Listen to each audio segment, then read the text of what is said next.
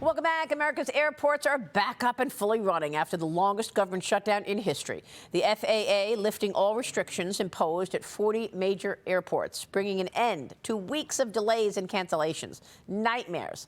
Travel nightmares. This morning, almost 500 delays into, out of, or within the U.S. 11 flights have been canceled. Joining me now is Transportation Secretary Sean Duffy.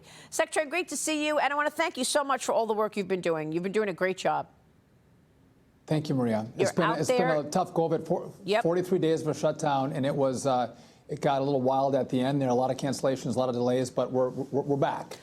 We're back, and I want to get your take on that, more on that, because you've been out there, you've been visible. This is very important for people to understand that you've got your hands on the wheel here. How rough did it get? How dangerous was that? I was afraid that it was not safe to travel, honestly, during those 43 days. So when it's not dangerous, we would shut down flights. We'd cancel flights.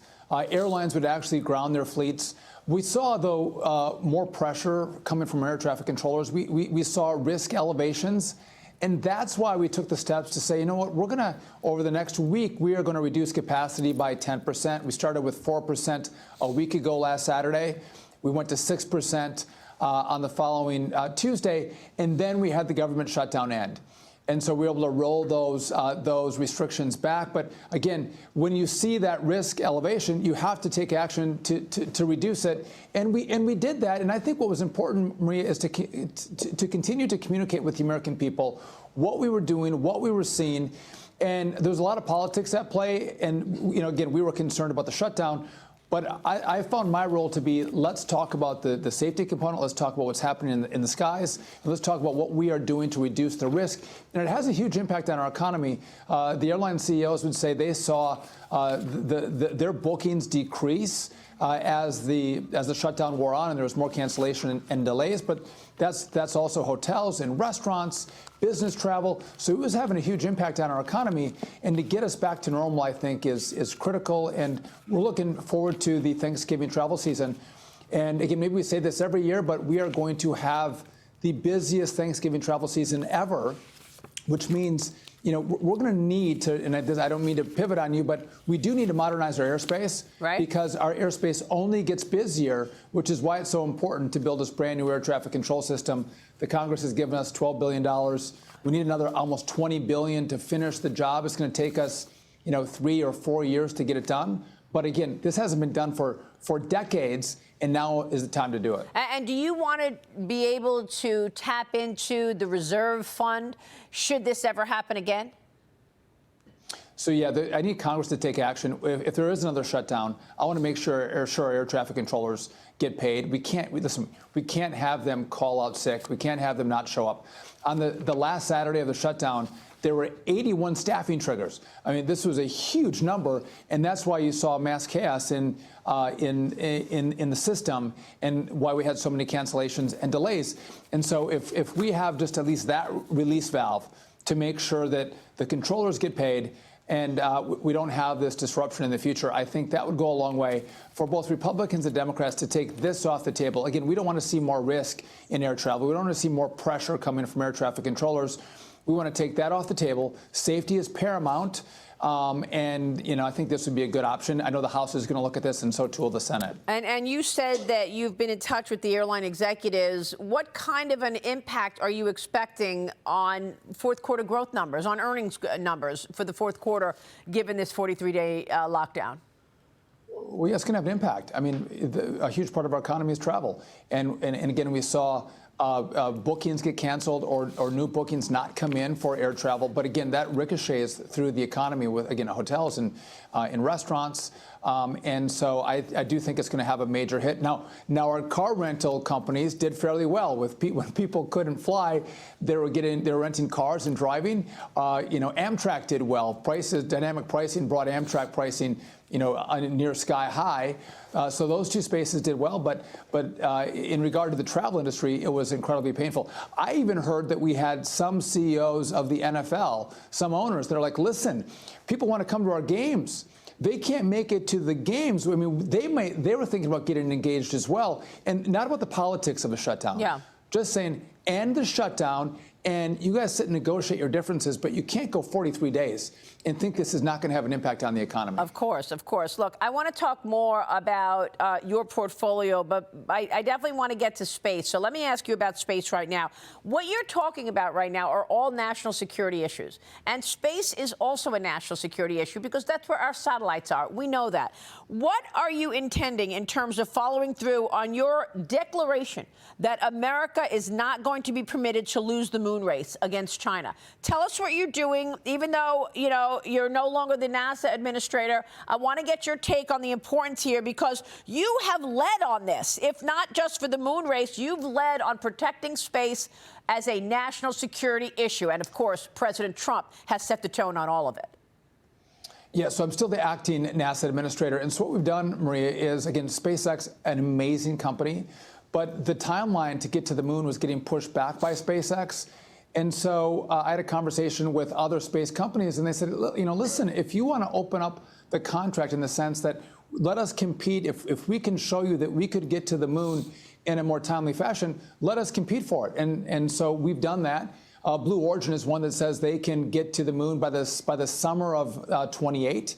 And listen, I don't care who does it. I just want America to get to the moon before the Chinese. And it's always, when you have competition, and you have two really rich guys in SpaceX and Blue Origin, and two great companies, to get those two companies competing, America wins. We're going to win the space race when we have that competition. And so, again, I think the race is on to the moon. American companies are trying to be the company that brings us back. And so we feel like we're in a really good place as we look forward to beating the Chinese. And again, the Chinese are saying they'll get there by 2030. We think we can get there by 2028. You know, we want to go to the South Pole of the moon. There's ice there. We think we can have a long-term base with humans at the South Pole of the moon. And what we learn there is so important to get us to Mars and beyond. But this is the first step for human space exploration. Yeah, I mean, again, the satellites are in space. This is national security. How worried is the administration about this as a national security issue? Well, it used to be, you know, he who controlled the seas controls the world. I think that adage would now change. He who controls space controls the world. We have a different model. We believe in bringing the world with us. We have this Artemis program. Much of the world has partnered with us. We want to be transparent. Yeah. We want to work together. China has a different model. Again, they see more of a militarizing model. There's not much difference between the military and the civilians. So, but it's critically important that we don't lose to a communist country that wants to militarize space. And so the effort that we have with, again, SpaceX, and we have a lot of space companies that are standing up, providing deliveries for a lot of American companies. Satellites, you mentioned, critically important, but also this mission to the moon. We're going to have fission technology, Maria. When this gets developed by 2030, it'll be self-contained. So if you have outages in America, or you're in the desert or in the jungle, what we develop, you can drop into any of those locations, and they're self-contained, providing power. So it's not just what you will use it for on the moon, it's what you're going to use it for on Earth. And that's what you see with space. It has exactly. An application in space, but then we see real applications back home on Earth as well. I'm glad you mentioned that. Real quick, Secretary, this ICE situation, ICE arresting a man from Uzbekistan earlier this month while he was driving a commercial truck in Kansas. DHS says this 31-year-old Akror Bozorov was led into the country by Joe Biden's administration. He was wanted in Uzbekistan in 2022 for alleged ties to terrorism. He was granted work authorization in the United States in early 2024. His commercial driver's license was issued in Pennsylvania. And the photo that DHS released even shows him having a real ID, Secretary. You've gone after California for issuing 17,000 commercial driver's licenses to illegals. Is it time to federalize CDL certifications? What are you doing here? And I mean, it's just astounding to me that someone who was tied to terrorism in Uzbekistan actually got a license to drive a commercial vehicle in Kansas. Yeah, so first off, it goes to show you that Joe Biden and his administration didn't do any background checks on who was coming into the country. They offered them asylum, and they offered them work authorizations, and then allowed them to go out and get commercial driver's licenses and operate on American roads, endangering American citizens. And so we have had new rules that have come out to say, you know what, we're going to tighten this up. If you come legally, you have a visa, or you're coming from one state to another, you can get what's called a non-domiciled CDL. These are the licenses that these foreigners are using. But to tighten up the rules means we're going to have more safety on American roads. But you mentioned 17,000 from California. We think other states have also issued many illegally commercial driver's licenses.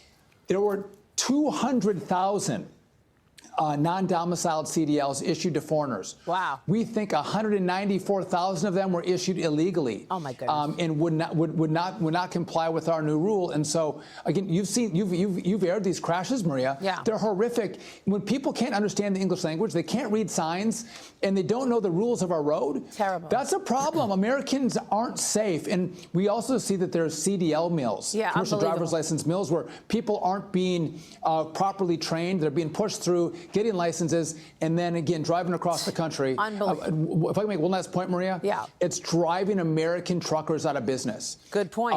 And American trucking companies driving the wages down. That's not why we're taking this action, but that's a real consequence of having all these foreigners come in. That's a great point. What we're going to do is see those wages rise, and it's still a good paying job in America to be an American truck driver. Secretary, let me end where I began, and that is on this reopening after a 43-day shutdown. Are all air traffic controllers back in place? Are TSA back in place? How would you assess things today?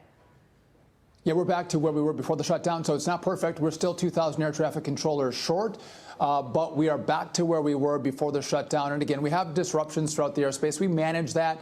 But about 4 staffing triggers a day, not 81 a day like we saw during the shutdown. So we're in a good place, and I'm looking forward to a positive, record-breaking Thanksgiving travel season. All right, Secretary, thank you for your leadership. Good to talk with you this morning.